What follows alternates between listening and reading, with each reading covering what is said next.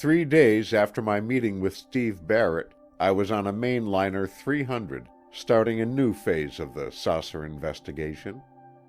By the time I returned, I hoped to know the truth about Project Saucer. As the ship droned westward, 14,000 feet above the Alleghenies, I thought of what Steve had told me. I believed that he had told me about the radar tracking, and I was fairly sure he believed the Air Institute story, but I wasn't so certain the story itself was true. It would hardly be a gag. Steve wasn't easily taken in. It was more likely that one Institute officer, or perhaps several, believed the saucers were spacecraft and aired their personal opinions. The Institute wasn't likely to give an official answer to something that Project Saucer still declared unsolved. If it were possible to get an inside look at Project Saucer operations, I could soon tell whether it was an actual investigation or a deliberate cover-up for something else.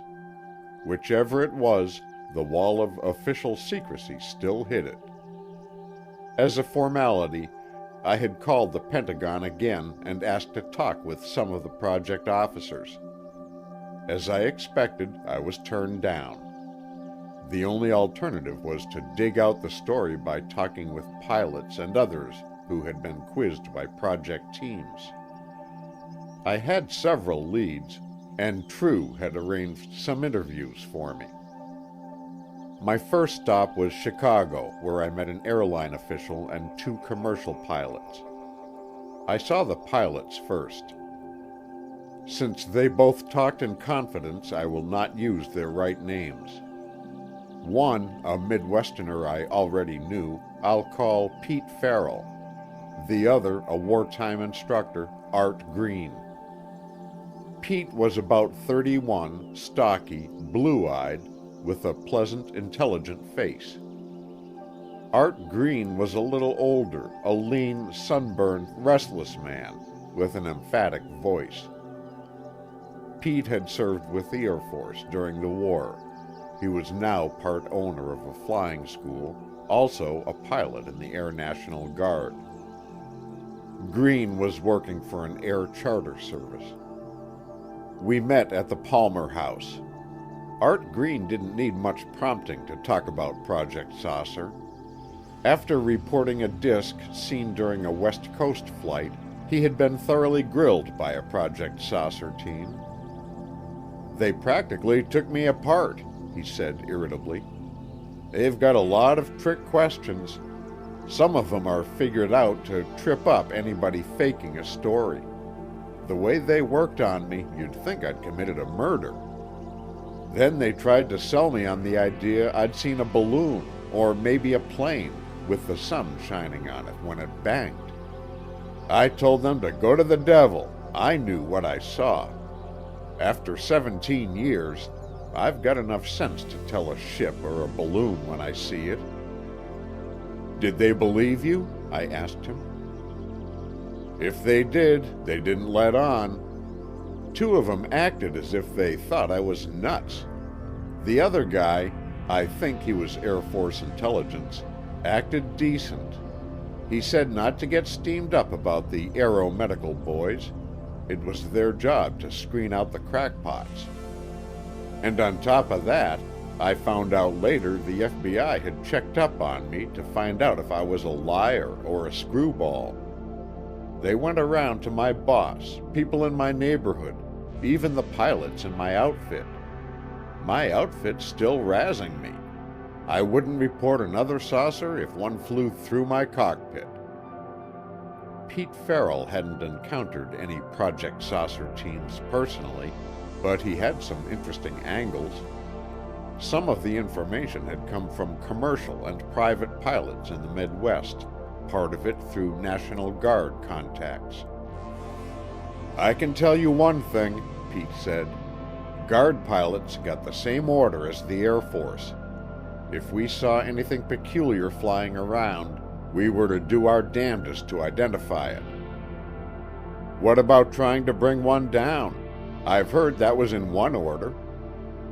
Pete hesitated for a second. Look, I told you that much because it's been in the papers. But I'm still in the Guard. I can't tell you the order itself. It was confidential." "Well, I'm not in the Guard," said Art Green. He lit a cigarette, blew out the match. "Why don't you look into the Gorman case? Get the dope on that court-martial angle." I'd heard of the Gorman case, but the court-martial thing was new to me. Gorman, I recalled, was a fighter pilot in the North Dakota Air National Guard. He had a mystifying encounter with a strange, fast-moving light over Fargo Airport in the fall of 1948. "That case is on my list," I told Green, "but I don't remember anything about a court-martial." "It wasn't in the papers, but all the pilots up that way know about it. In his report, Gorman said something about trying to ram the thing. The idea got around that Air Force orders had said to try this. Anyway, it got into the papers, and Gorman almost got court-martialed. If his family hadn't had some influence in the state, the Air Force probably would have pushed it." "Are you sure about this?" I said. "You know how those things build up." "Ask Gorman," he said, "or ask some of the pilots at Fargo."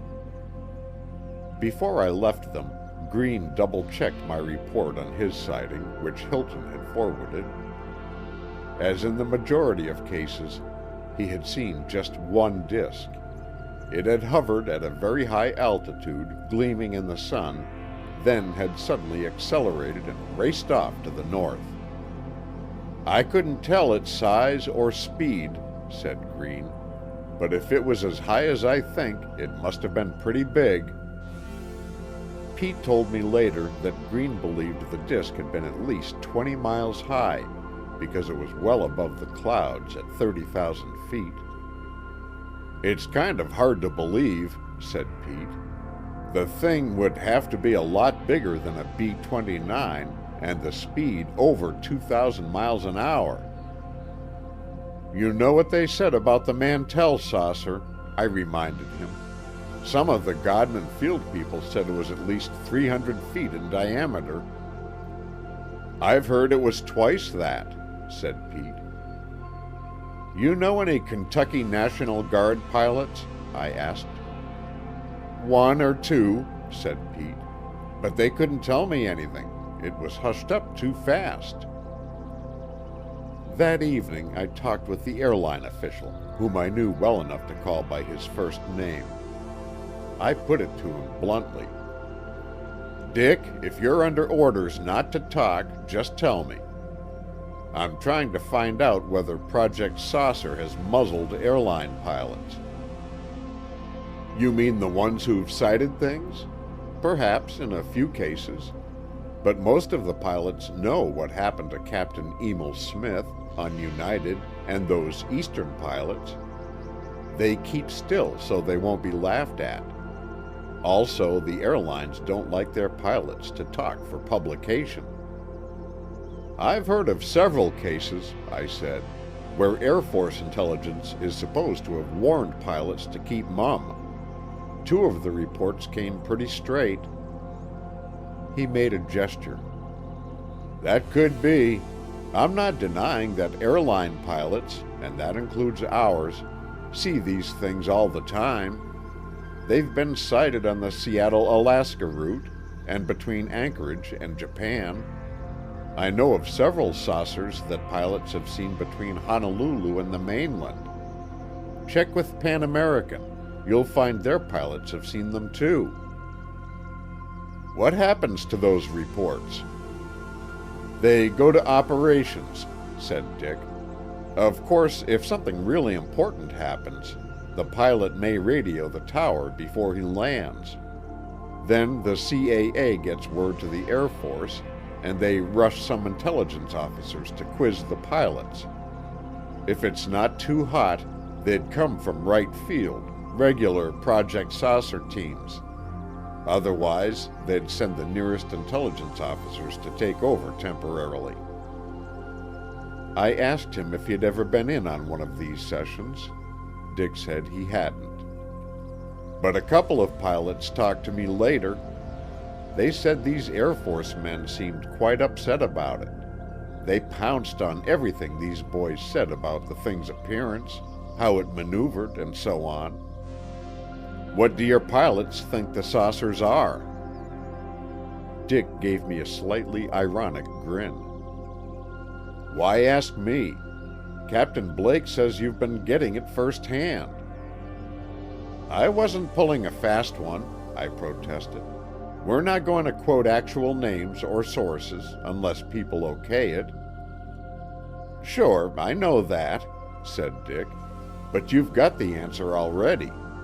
Some pilots say interplanetary, some say guided missiles. A very few, still think it's all nonsense because they haven't seen any. What do you think? I don't know the answer, said Dick, but I'm positive of one thing. Either the Air Force is sitting on a big secret, or they're badly scared because they don't know the answer. During the next week or so, I covered several Northwest and Mountain states. Although I was chiefly trying to find out about Project Saucer, I ran into 2 sightings that were not on my list. One of these had occurred in California, at Fairfield-Suisan Air Force Base. A Seattle man who had been stationed there gave me the details. It was on the night of December 19th, with unusually high winds sweeping across the airfield. At times, the gust reached almost 70 miles an hour. Suddenly, a weird ball of light flashed into view at a height of 1,000 feet. As the men in the base watched it, astonished, the mysterious light abruptly shot skyward. In an incredibly short time, it reached an altitude of 20,000 feet and vanished. Was there any shape outlined behind the light? I asked the Seattle man. Nobody saw any, he replied. It looked just like I said, a ball of light going like a streak. Did it leave any smoke behind it? You mean like an engine or a jet? He shook his head. Not a thing, and it didn't make a sound, even when it shot up like that. Did you hear any guesses about it, or reports later on? Some major who didn't see it said it must have been a balloon. Anybody with brains could see that was screwy. No balloon ever went up that fast, and besides, the thing was going against the wind. The second incident occurred at Salmon Dam, Idaho, on August 13, 1947. When I heard the date, it sounded familiar. I checked my sightings file and saw it was the same day as the strange affair at Twin Falls, Idaho. In the Twin Falls case, the disk was sighted by observers in a canyon. There was one interesting difference from the usual description. This disk was sky blue, or else its gleaming surface somehow reflected the sky because of the angle of vision. Although it was not close to the treetops, the observers were amazed to see the trees whip violently when the disk raced overhead, as though the air was boiling from the object's swift passage. At Salmon Dam that same day, 2 miners heard an odd roaring sound and stared into the sky. Several miles away, 2 brightly gleaming disks were circling at high speed. It was like 2 round mirrors whirling around the sky, one of the men was later quoted as saying. They couldn't have been any ordinary planes, not round like that, and they were going too fast. During this part of my trip, I also was told that one saucer had fallen into a mountain lake. This came to me secondhand. The lone witness was said to have rushed over to his car to get his camera as the disk approached. When it plunged toward the lake, he was so startled that he failed to snap the picture until the moment it struck. this story sounded so flimsy that I didn't bother to list it. Months later, a Washington newsman confirmed at least part of the lake story. When he first related it, I thought he had fallen for a gag. "I heard that yarn," I said. "Don't tell me you believe it." "I come from Idaho," he told me, "and I happen to know the fellow who took the picture. Maybe it wasn't a disc, but something fell into that lake." "Did you see the picture?" "Yes, at the Pentagon." At my surprised look, he added, "That was long before they clamped down. I was talking to an Air Force officer about this lake thing, and he showed me the picture." "What did it look like?" "You couldn't tell much about it. Just a big splash and a blur where something went under.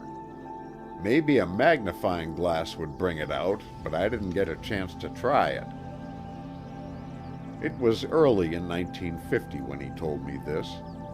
I asked at the Pentagon if this picture was in the right field files, and if so, whether I could see it. My inquiries drew blank looks. No one remembered such a photograph. And even if it were in the Project Saucer files, I couldn't see it. This was more than 2 months after Project Saucer had been officially closed and its secrets presumably all revealed. The rest of my interviews during this 1949 trip helped to round out my picture of Project Saucer operations. Some witnesses seemed afraid to talk. A few flatly refused. I found no proof of official pressure, but I frequently had the feeling that strong hints had been dropped. Though 1 or 2 witnesses showed resentment at investigators' methods, most of them seemed more annoyed at the loss of time involved. One man had been checked first by the police, then by the sheriff's office. An Air Force team had spent hours questioning him, returning the next day, and finally the FBI had made a character check. What he told me about the Air Force interrogation confirmed one of Art Green's statements. "One intelligence captain tried to tell me I'd seen a weather balloon. I called up the airport and had them check on release schedules. They said next day it didn't fit any schedules around this area. Anyway, the wind wasn't right, because the thing I saw was cutting into the wind at a 45-degree angle." Other witnesses told me that investigators had suggested birds, meteors, reflections on clouds, shooting stars, and star shells as probable explanations of what they had seen. I learned of one pilot who had been startled by seeing a group of disks racing past his plane. Air Force investigators later suggested that he had flown through a flock of birds, or perhaps a cluster of balloons. On the flight back to Washington, I reread all the information the Air Force had released on Project Saucer. Suddenly, a familiar phrase caught my eye. I read over the paragraph again. "Preliminary study of the more than 240 domestic and 30 foreign incidents by astrophysicist Hynek indicates that an overall total of about 30% can probably be explained away as astronomical phenomena." Explained away. I went through the report line by line. On page 17, I found this. "Available preliminary reports now indicate that a great number of sightings can be explained away as ordinary occurrences which have been misrepresented as a result of human errors." On page 22, I ran on to another use of the phrase. "The obvious explanation for most of the spherical-shaped objects reported, as already mentioned, is that they are meteorological or similar type balloons. This, however, does not explain reports that they travel at high speed or maneuver rapidly. But saucer men point out that the movements could be explained away as an optical illusion or actual acceleration of the balloon caused by a gas leak and later exaggerated by observers. There are scores of possible explanations for the scores of different type sightings reported. Explained away. It might not mean anything. It could be just an unfortunate choice of words. But suppose that the real mission of Project Saucer was to cover up something, or that its purpose was to investigate something serious, at the same time covering it up step by step. The Project Saucer teams, then, would check on reports and simultaneously try to divert attention from the truth, suggesting various answers to explain the sightings. Back at Wright Field, analysts and intelligence officers would go over the general picture and try to work up plausible explanations, which, if necessary, could even be published. Explaining away would be one of the main purposes of project personnel. These words would probably be used in discussions of ways and means. They would undoubtedly be used in secret official papers. And since this published preliminary report had been made up from censored secret files, the use of those familiar words might have been overlooked, since, read casually, they would appear harmless. If the report had been thrown together hastily, the use of these telltale words could be easily understood, and so could the report's strange contradictions. As an experiment, I fixed the idea firmly in mind that Project Saucer was a cover-up unit. Then I went back once more and read the items quoted above. The effect was almost startling. It was as though I were reading confidential suggestions for diverting attention and explaining away the sightings. Suggestions made by project members and probably circulated for comment. "Now wait a minute," I said to myself. "You may be dreaming up this whole thing." Trying to get back to a neutral viewpoint, I skimmed through the other details of project operations as described in the report. The order creating Project Saucer was signed on December 30th, 1947. The actual code name was not Saucer, but since for some reason the Air Force still has not published the name, I have followed their usage of Saucer in its place. On January 22, 1948, 2 weeks after Captain Mantell's death, the project officially began operations. Preliminary investigation at Godman Field had been done by local intelligence officers. Project Saucer was set up under the Air Materiel Command at Wright Field. Contracts were made with an astrophysicist, Professor Joseph Hynek, also a prominent scientist, still unidentified, and a group of evaluation experts, Rand Corporation. Arrangements were made for services by the Air Weather Service, Andrews Field, the U.S. Weather Bureau, the Electronics Laboratory, Cambridge Field Station, the AMC Aeromedical Laboratory, the Army and Navy departments, the FBI, the Department of Commerce, Civil Aeronautics Administration, and various other government and private agencies.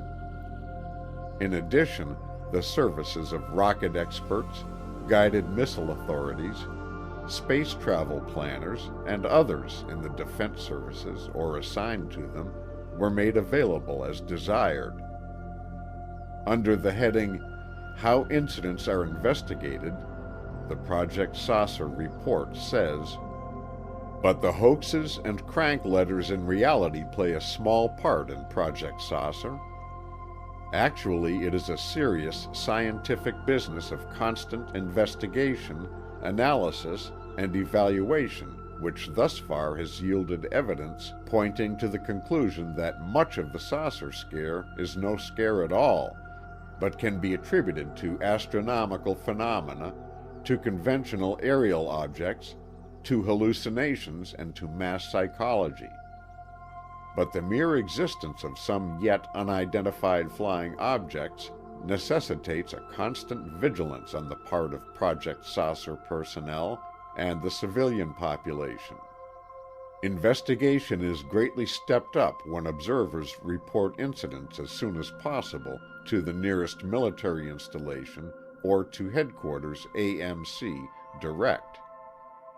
A standard questionnaire is filled out under the guidance of interrogators. In each case, time, location, size and shape of object, approximate altitude, speed, maneuvers, color, length of time in sight, sound, etc. are carefully noted. This information is sent in its entirety, together with any fragments, soil photographs, drawings, etc., to Headquarters AMC. Here, highly trained evaluation teams take over. The information is broken down and filed on summary sheets, plotted on maps and graphs, and integrated with the rest of the material, giving an easily comprehended overall picture. Duplicate copies on each incident are sent to other investigating agencies, including technical labs within the Air Materiel Command. These are studied in relation to many factors, such as guided missile research activity, weather and many others, atmospheric-sounding balloon launchings, commercial and military aircraft flights, flights of migratory birds, and a myriad of other considerations which might furnish explanations. Generally, the flying objects are divided into 4 groups: flying discs, torpedo or cigar-shaped bodies with no wings or fins visible in flight, spherical or balloon-shaped objects, and balls of light. The first 3 groups are capable of flight by aerodynamic or aerostatic means and can be propelled and controlled by methods known to aeronautical engineers. As for the lights, their actions, unless they were suspended from a higher object or were the product of hallucination, remain unexplained. Eventually, reports are sent back to Project Saucer headquarters, often marking incidents closed. The project, however, is a young one. Much of its investigation is still underway. Currently, a psychological analysis is being made by AMC's Aeromedical Laboratory to determine what percentage of incidents are probably based on errors of the human mind and senses. Available preliminary reports now indicate that a great number can be explained away as ordinary occurrences which have been misrepresented as a result of these human errors. Near the end of the last page, a paragraph summed up the report. "The saucers are not a joke. Neither are they cause for alarm to the population. Many of the incidents already have answers. Meteors, balloons, falling stars, birds in flight, testing devices, etc. Some of them still end in question marks. From what I had learned on this trip, I strongly doubted the answer suggested. All but the testing devices. What did they mean by that? It could be a hint at guided missiles. They had already mentioned guided missile research activity in another spot. But if that was what lay behind this elaborate project, they would hardly be hinting at it. If the answer was space travel, then such hints made sense. They would be part of the cover-up plan. Everyone, including the Soviet Union, knew we were working on guided missiles. It would do no harm to use this as one of the myriad explanations for the flying saucers. I was still trying to figure it out when my plane let down for the landing at Washington. I had hoped by this time to know the truth about Project Saucer. Instead, it was a deeper mystery than ever. True, I had found out how they operated outside of Wright Field. Some of the incidents had been enlightening. By now, I was certain that Project Saucer was trying hard to explain away the sightings and hide the real answer.